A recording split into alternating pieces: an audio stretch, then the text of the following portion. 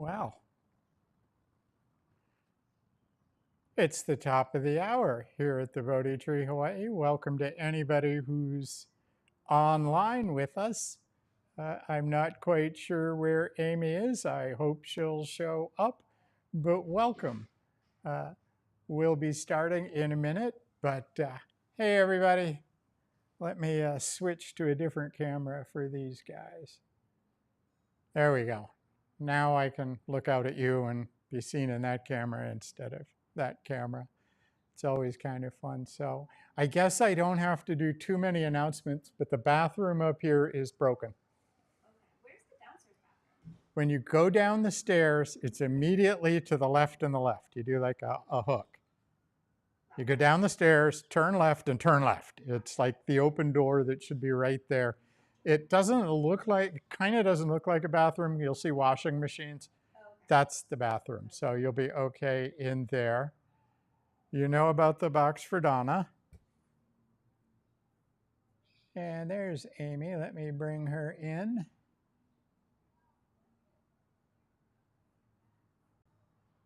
And switch to... Let's see that we're jam-packed today. It's full room. You guys, I'm sorry it's so crowded. It's uncomfortable, I'm sure. Glad you could make it in. Yeah. Anyway, Amy's joined us. I do hear car doors outside, so it's entirely possible someone else will be coming. I think occasionally people get mixed up too because the Monday night sitting is at 6:30. And I know people have come on sometimes and like, oh, I didn't know they started. But who knows? Anyway, I'm turning it over to you, Amy. It's whatever it is.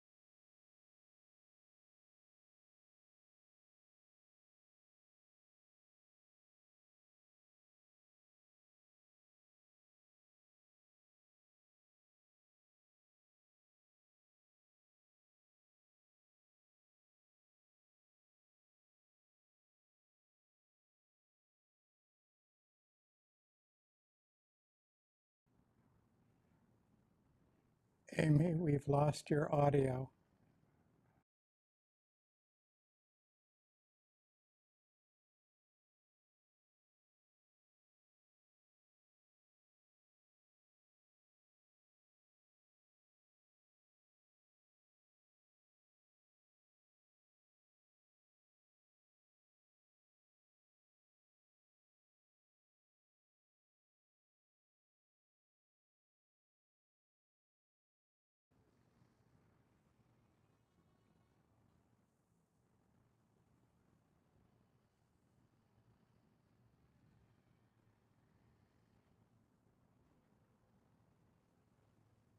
Amy, your audio went out.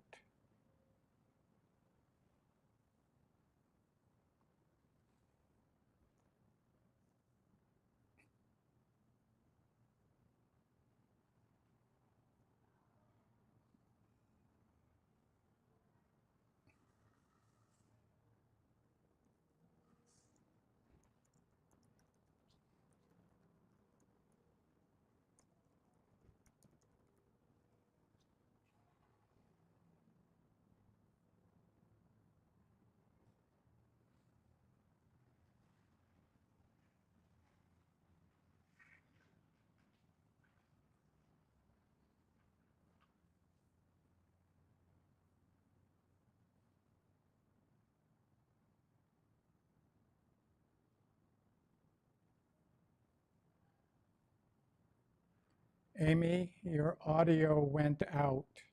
We cannot hear you.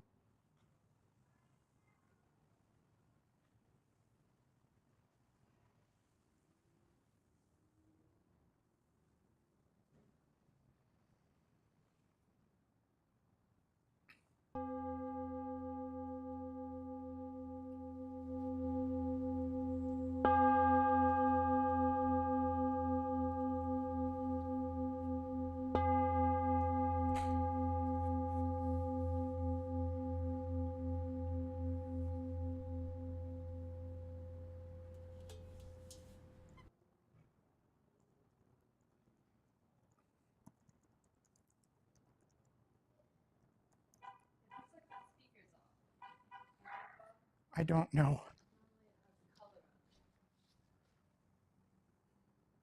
I don't know what you mean the speaker's off. No, the TV.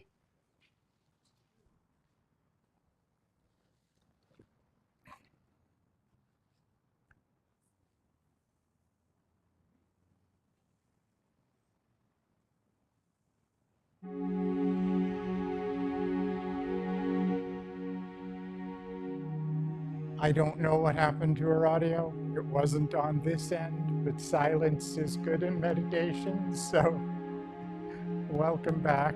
We'll now have about a 7-minute break. And then I'll give a little Dhamma talk and we'll have another sitting. That was Amy's half, which we got most of. So that was nice.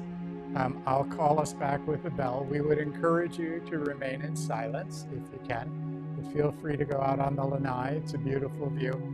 The restroom upstairs is broken, so please do not use that one. Go downstairs. It's at the bottom of the stairs, to the left and to the left. It's like just do a hook. It's right there. There should be some cups for water on the water fountain, and we'll be back shortly. Thank you.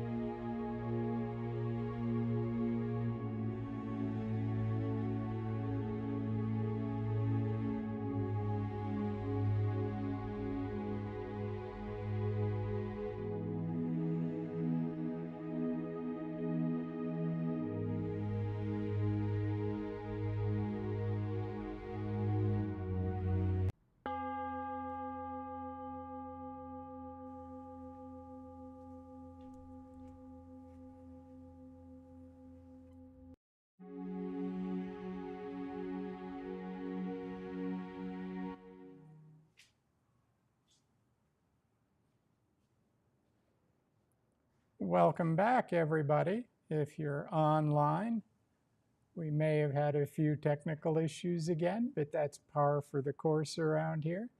So nothing particularly weird with that.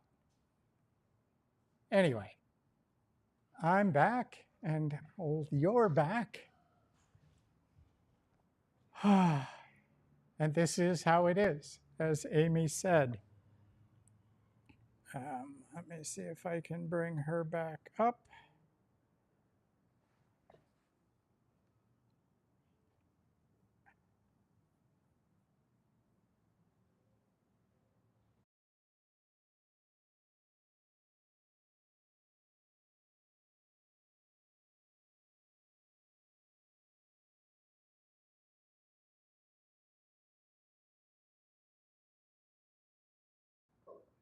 Wait, no, okay, there you go.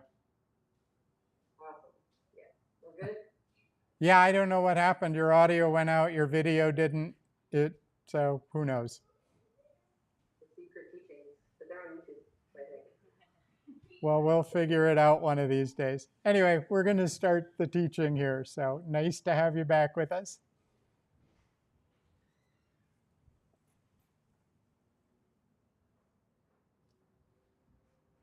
All right. It's one of those things. This is how it is. And that's tonight's topic, actually. We've been doing a series on the 10 paramis, or perfections. And they're not really something we need to perfect in the sense of we're never going to really get there. But this one is upekkha, or equanimity. I actually prefer just saying upekkha because it's a little easier than going through equanimity, which sounds, I don't know, corporate somehow to me. But I really love the word equanimous. I just love the sound of the word equanimous. I always feel like it's like an Australian marsupial or something. Yeah, I ranch equanimi. That'd be the plural of them.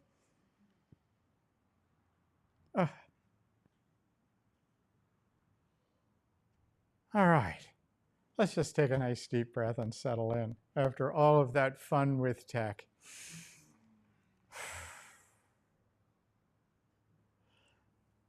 So when we go through these, it always seems like they're sort of superhuman. You know, we talk about, oh, these are the 10 perfections this guy behind me had, the Buddha had, and they sound totally unachievable. But truthfully, all of them are pretty much totally ordinary. And that's one of the things I love about it. If we actually examine our day, a lot of our day is spent just being okay with the way it is at the moment. Other parts of our day, not so much. But on the whole, this state of equanimity, this state of upekkha, is ordinary. It's not some, I mean, yes, you can get into jhana states where equanimity, I think it's the fourth jhana, deep concentration, and all of that. But in truth, it's a totally ordinary state that we can find if we can simply be, this is how it is. As Amy said, if just in this moment, this is how it is. And I love to talk about generosity, and it's generous of you all to be here tonight. I bring this up a lot. It was the first teaching of the Buddha to his students was generosity. But this is generosity to ourself in upekkha for just letting life be as it is in this moment. We don't need to change it. We don't need to hold on to it. And this doesn't mean indifference to it. This is not, oh my gosh, the world's terrible and I'm just okay. Or, oh, everything's wonderful, but it doesn't enthuse me. That isn't really what it is. It's just being okay in whatever is happening. I can bear this if it's bad. I can be with just this moment. I don't have to hold on to what's going on. I don't have to push it away. That doesn't mean that we shouldn't work for change. It's not accepting the world as it is to not change it. It's accepting that the world is as it is in this moment and allowing ourselves to do better because we're making rational decisions instead of being all worked up because I can't be with this, right? It's like, wait a minute, I can actually be with this. What can I do to make it better? Or if there's something joyful going on, I don't know about you, but I often think, oh my gosh, this is going to end, right? I'm having this great day, but I'm going to have to go to work tomorrow, right? That's the same thing as going, oh my gosh, this thing is terrible. It's how can I just be in this moment? Give ourselves that gift of generosity. I always sort of like to tie this one back to one of the Buddha's teachings. I'm terrible at Pali words, but I'll give it a try anyway. It's from the Loka Vipatti Sutta, or the 8 worldly winds, because this is usually what's going on in my head, right? Pulling me in this direction and that direction. Sort of the weather patterns in our head that I don't know about you, but I want a little relief from them. It's not something that works for me all the time, yeah? So this is what it says: gain and loss, fame and disgrace, blame and praise, pleasure and pain. These are qualities among mankind. These qualities among mankind are impermanent, transient, perishable. An intelligent and mindful person knows these things, seeing that they're perishable. Desirable things don't disturb the mind, nor are they repelled by the undesirable. Both favoring and opposing are cleared and disappeared. They are no more.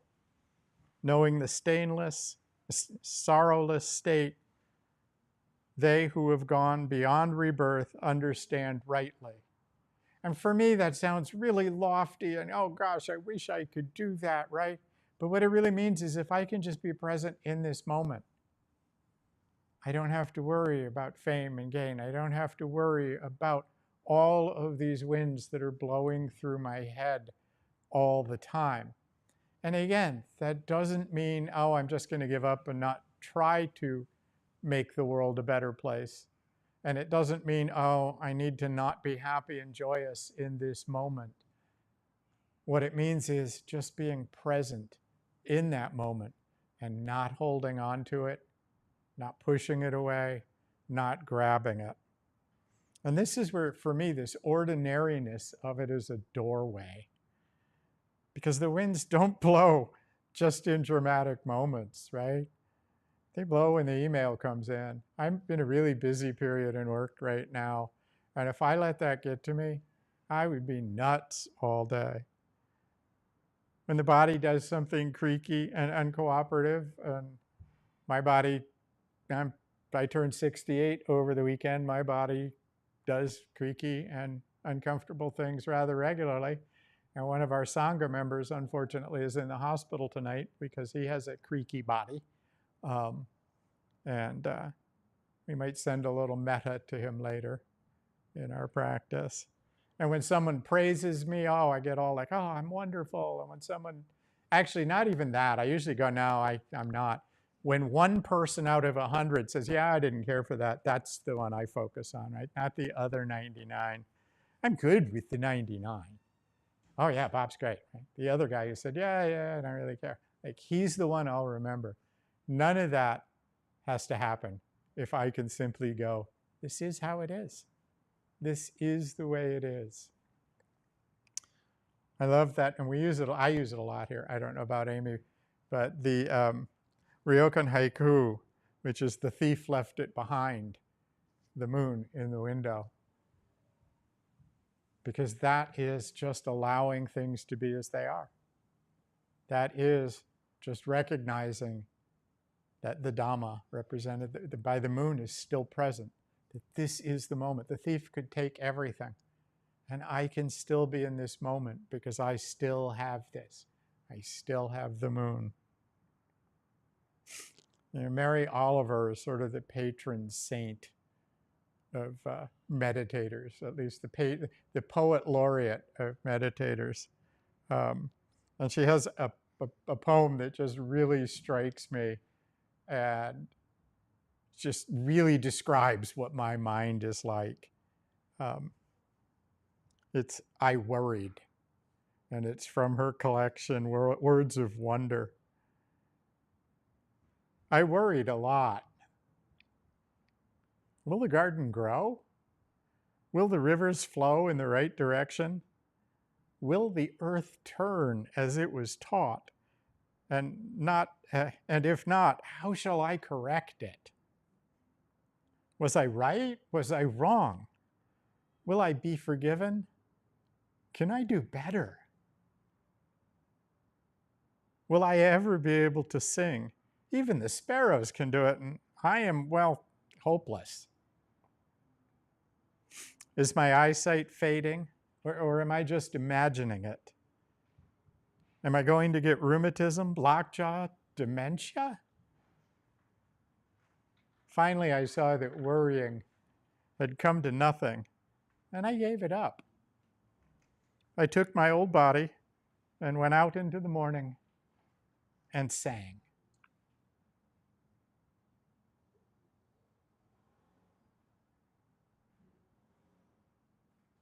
I like the singing. I like being present just in this moment. Those are the moments where the world sings in a way. Yeah, there's pain. Yes, there's joy. Yes, I can be present for both, and I can accept it, and I don't have to have these winds blowing through my head all of the time if I can simply practice to do that. For me, that's what Upekkha is. It's not some grand state. I know many people use the Thich Nhat Hanh story of the Vietnamese people that left on boats and were in storms. And if one person could be equanimous, if they could have equanimity, have Upekkha, they would be saved. I'm not saving anybody but me, and it's only in this moment. Now, I agree with that story. If there is one person who can keep their head, yeah, things will be a lot better. But for me, it's like this morning I spilled coffee and I'm like, okay, this is how it is. And they didn't have to get upset about it. That's Upekkha to me in the ordinariness of life. You know, the other one that comes to me is I love long distance bicycling. I like to bike like across the state or down the Oregon coast. And usually you'll have a motel reservation like 70 miles from you. Right? So you're going to bike all day to get to this place, and you're going to do it again tomorrow. Right? Another part of the coast. And usually in the morning, it's beautiful. You get out there. About halfway through the ride, you're thinking, why the hell did I do this? You know, and you're too far to turn back. You're not there yet. So what do? Right? That's when the practice of this is how it is really helpful, because all you do is put one foot in front of the other and keep pedaling and just go, okay, this is the way it is. My karma, my decisions have led to this moment. And sometimes there's options. You could thumb a ride, I suppose, or something. That would be another option. But here I am. And you know, if I can allow myself to do that, the ride becomes beautiful. And I can finish the ride. So the Mary Oliver poem and the biking, we don't need the winds to stop. They're going to keep blowing. They're going to keep blowing, just like hopefully that siren is just somebody wanting to get through the intersection quick and nobody hurt. It's going to be what it's going to be, though. And that's the acceptance level I try for. And the thing is, you already know how to do this, because I'm going to bet, without really paying attention, you do it thousands of times a day. Really, what we're doing when we think of practicing this is we're simply recognizing that this is how it is in this moment. Let's sit and simply let things be as they are.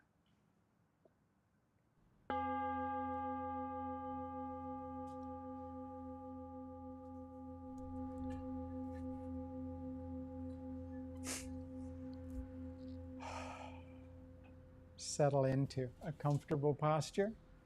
That'll work.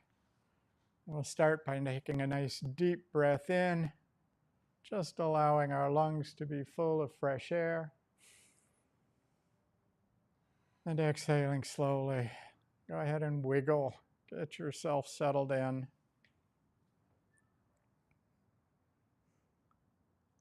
I'll be using the breath as an object, but if that isn't comfortable for you, just go ahead and choose your connection with the earth. However you may be connected, my feet, my bottom, whatever works. Just allowing ourselves to rest gently.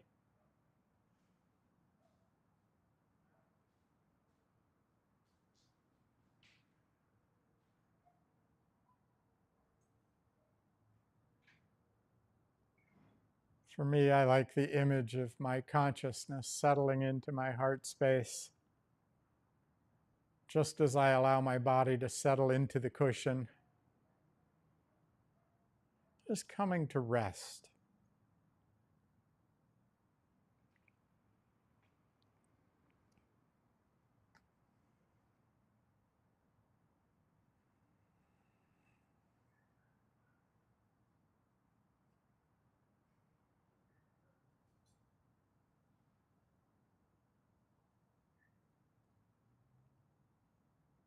Just allowing ourselves to be in the very ordinariness of this moment.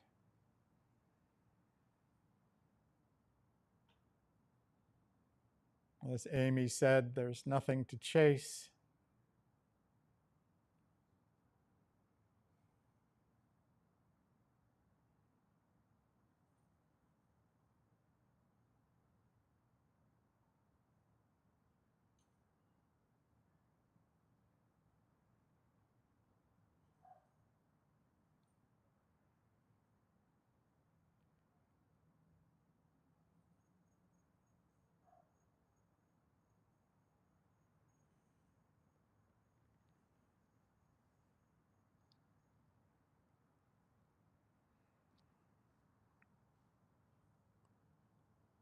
We might allow ourselves to become acquainted with our breath or other anchor.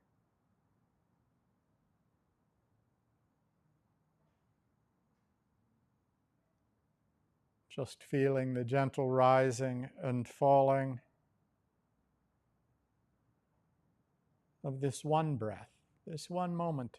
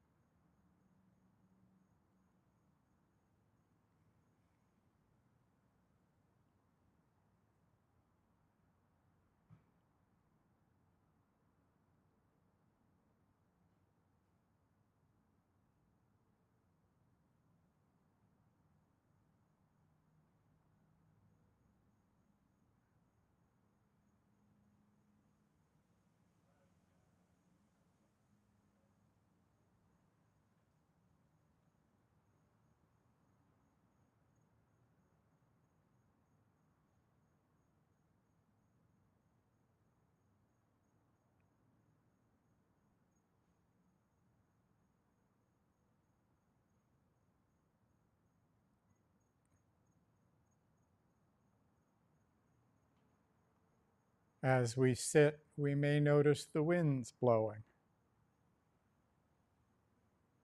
Thoughts arise, sensations, sounds.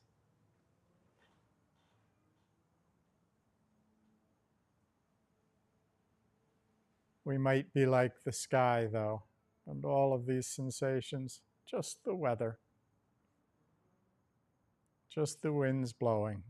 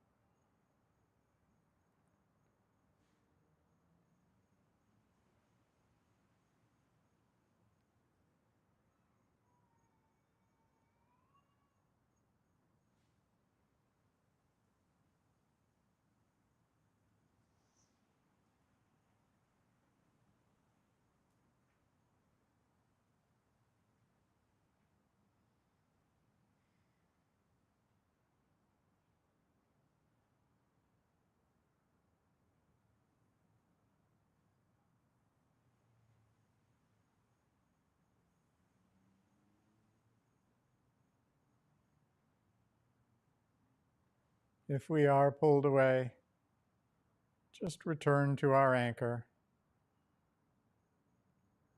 Smile. This is how it is.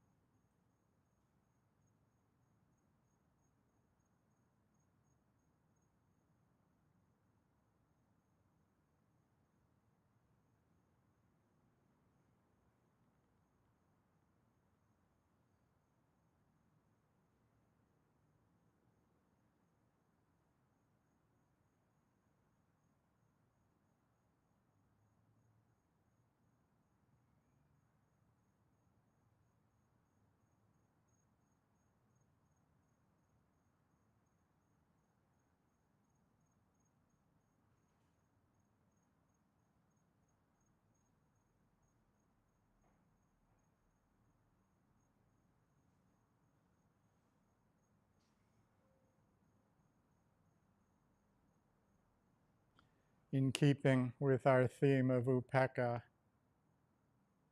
we might now begin to offer phrases, just as we do with metta, silent, just whispers, invitations, not commands. May I be present in this moment with balance.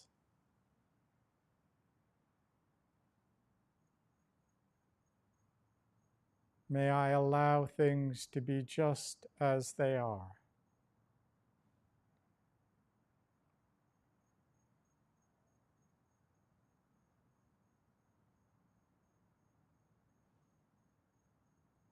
This is how it is, and I care.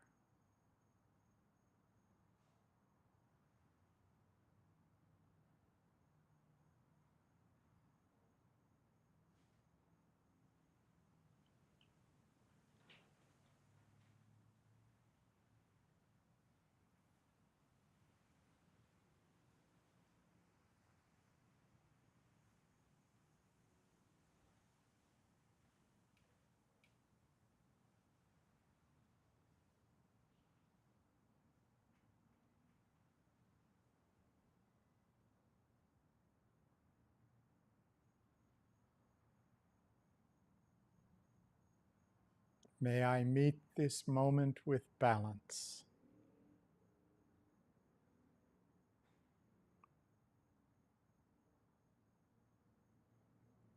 I allow things to be as they are,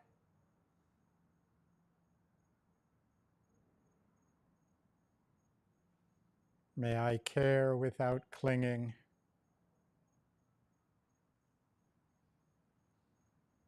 This is how it is.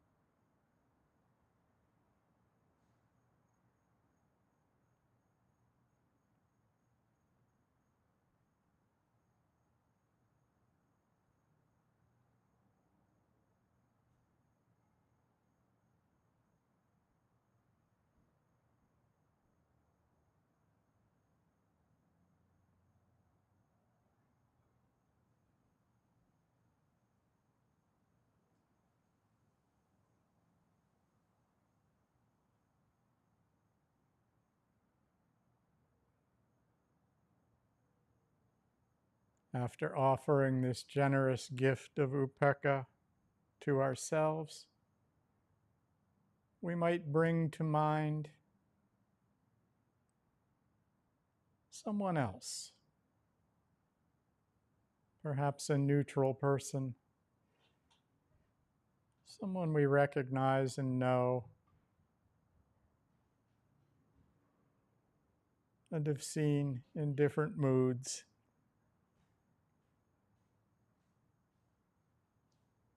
and silently acknowledge that just like me, they experience the winds of life. May they meet these moments with balance.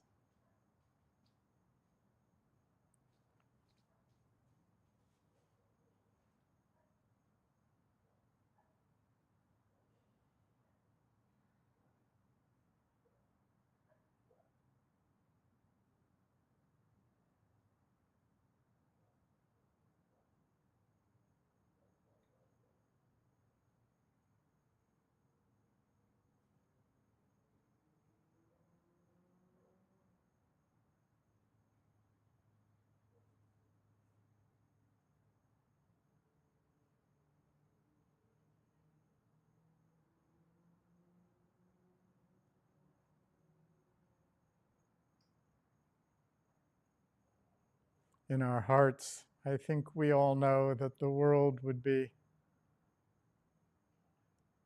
much more comfortable if all beings who suffer the winds, meet their moments with balance.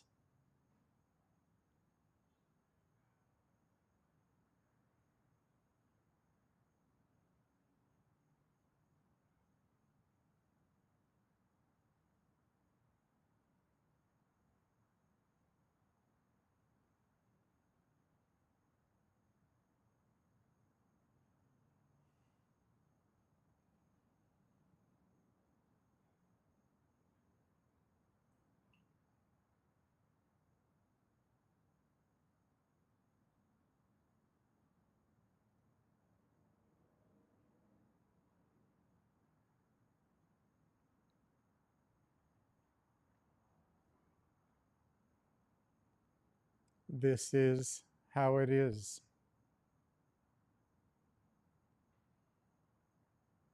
May I simply be present.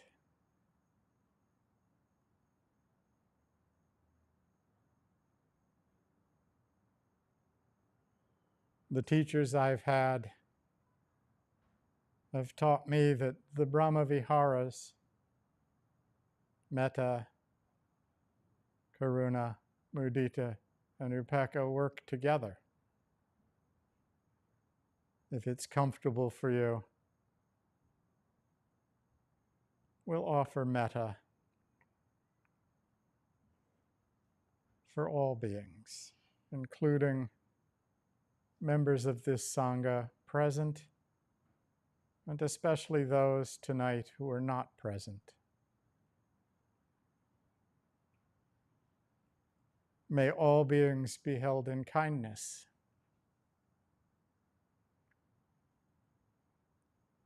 May all beings know ease.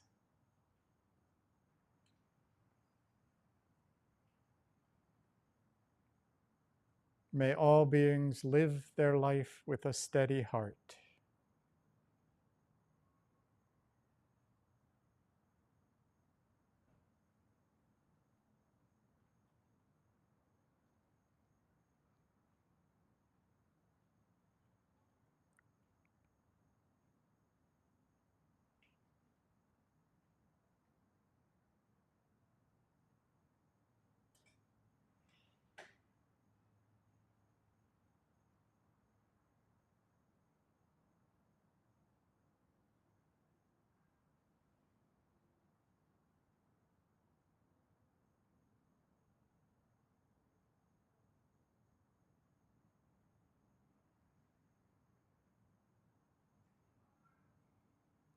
Shortly, I'll invite the bell to ring. Simply allow it into our meditation. And we might have an intention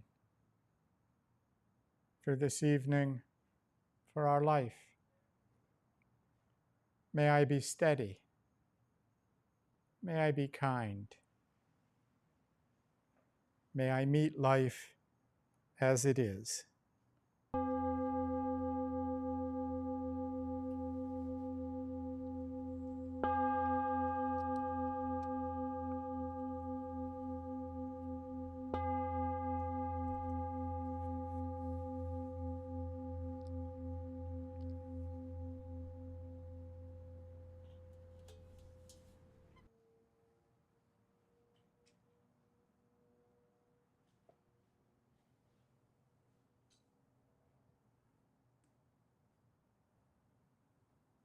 Thank you for practicing with me.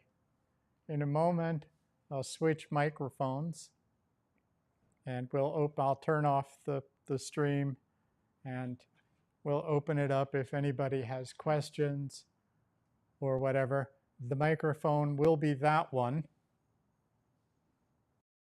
It will take me a second to get it set up and hopefully it will work.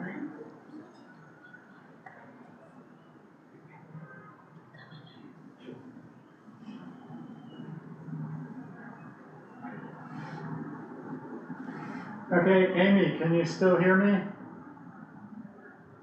Yep. Do you hear me? We can hear you. Microphone's on. Awesome. Let me end the stream. Nobody's on camera, by the way, in this.